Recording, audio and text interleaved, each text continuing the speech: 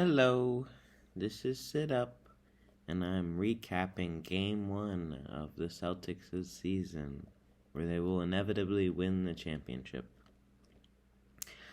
Okay, recap. The Celtics started Drew Holiday, Derek White, Jaylen Brown, Jason Tatum, and Kristaps Porzingis. And the people they played off of the bench today were Horford, Hauser, Pritchard, and Cornette. Mostly detailed notes from the first quarter. It was the very first Celtics shot was a missed Porzingis corner three, which was just funny because if it would have went in, that would have been crazy. Tatum was backing people up. There was a Derek White Porzingis lob. RJ Barrett went down for a second, but continued to play the rest of the game. Al Horford and Kristaps Porzingis were talking on the bench, which was cute. And Porzingis had a 30-foot 3-point shot. I wrote down half court ish. And then he hit another back-to-back three, and then the score at the end of the first quarter was 30-18. Overall takeaway was that Porzingis was looking good. And I noticed he doesn't jump all that much, which is probably good for his overall health. There was a period of time where Luke Cornette and Kristaps Porzingis were both playing. That was weird. Derek White was limping at one point after a collision with Mitchell Robinson.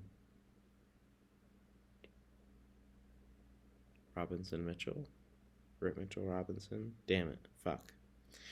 I also was like, oh, Tatum's a monster. That was a takeaway at one point. Okay. Also, it was funny because at one point the New York Knicks fans started a fuck Porzingis chant, which was funny to be like, oh yeah, Porzingis and the Knicks.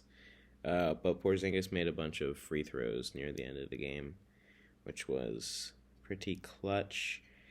Porzingis had 30 points and 8 rebounds. Tatum had 34 points, 11 rebounds, and 4 assists. Jaylen Brown had 11 points, 6 rebounds, and 5 assists. That's kind of eh. Drew Holiday had 9 points, 4 rebounds, 2 assists. That's pretty meh. And Derek White had 12 points, 5 rebounds, 2 assists. Eh. And like I said, final score was 108-104. Celtics win. One of the key differences was the difference in free throws, especially towards the end of the game, but the Celtics were 22 of 26 from the free throw line, and the Knicks were 14 of 26. So yeah. And so my big takeaway from the game is that the Celtics' power forward situation is kind of yikes. In that starting lineup. Again, this is just, it all goes back to my preference of Jason Tatum playing small forward. I don't even know if it's a legitimate concern, but it's just something that freaks me out.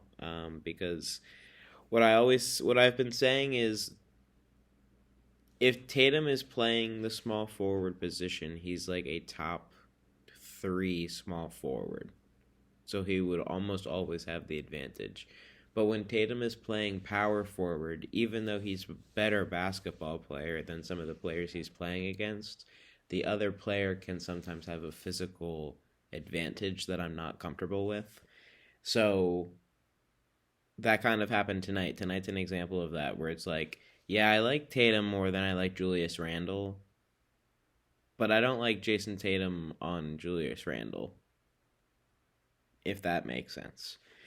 So, I don't know if the solution is you take, either Holiday or White start, and then you bump everyone down, and then you put Al Horford starting at power forward, or, that would be yeah.